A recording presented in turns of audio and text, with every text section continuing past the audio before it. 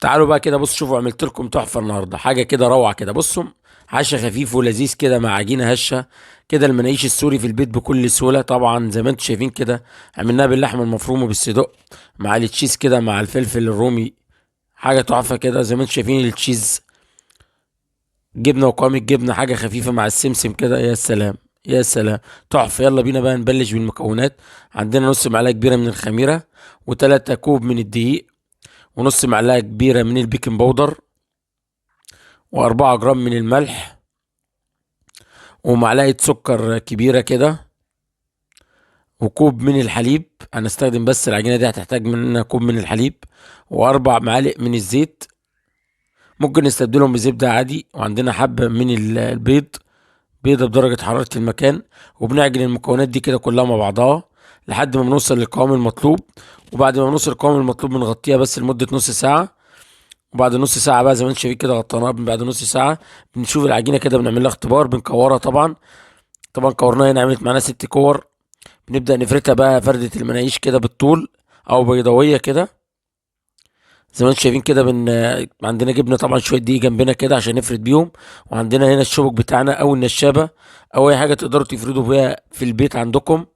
طبعا بنفردها بالطول كده مطولة، مش عايزينها مدورة، وحسب ما انت عايز برضو. ورشة دقيق خفيفة كده، بتبدأ تفرد العجينة كده، وهو ده المطلوب. عندنا بقى صلصه عايزين نحطها ماشي، عندنا صوص كاتشب ماشي، اي حاجه تقدر تحطها. طبعا انا كان عندي كاتشب، هنا حطيت صوص الكاتشب بقى في ارضيه العجينه عشان تعلي معايا من التيست. او صلصه طبعا بنشكوك العجينه كده بالشوكه او بالمعلقه او باي حاجه عندنا، او بالسكينه. طبعا بنحط الجبنه الموتزاريلا بتاعتنا، اي نوع جبنه تقدروا تحطوه، واي حشوه تقدروا تحطوها. طبعا هنا كان بنقفل بقى العجينه كده بتاعتنا، نبدأ نقفلها كده ايه بزاوية كده من قدام، من الجنبين زي المركب كده. طبعا عندنا اللحمة المفروم نقدر نحطها او الصدوق. طبعا انا برص الصدوق دلوقتي زي ما انتم شايفين كده. بعد ما رصينا اول طبقة من الصدوق، بنحط بقى سنة فلفل رومي احمر كده عشان تدي معانا شكل كده جميل وطعم، مقطعه سمسم كده. طبعا هنا بعد ما عملت باللحمه المفرومه بالصدوق، هنا حطيتها بقى السمسم، رش السمسم وتنسيمه لبن، ودخلناها على درجه حراره من 200 ل 220 لمده 20 دقيقه زي ما انتم شايفين، من 20 ل 15 دقيقه تطلع معانا باللون ده والجمال ده. تاكلوها بالف هنا ان شاء الله في البيت. تحفه المناقيش السوري في البيت بكل سهوله مع الشيف محمود، مفيش مستحيل. تحفه بالصدوق وباللحمه المفرومه وبالزعتر عليكم تقدر ورحمة تعمل. الله وبركاته. المناقيش زي ما انتم شايفين كده بالجمال والحلاوة، تحفة في البيت بكل سهولة. والعجينة ازاي طرية ازاي، مش عجينة يابسة. اهي المناقيش اهي. يلا بينا بقى ندول المناقيش بتاعتنا دي كده. بسم الله الرحمن الرحيم. اهي المناقيش بسم الله.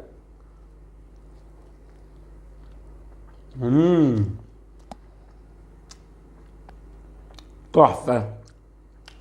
تابعوا الفيديو للآخر عشان تعرفوا طريقة المناقيش مع الشيف محمود، مفيش مستحيل. بحبكم في الله.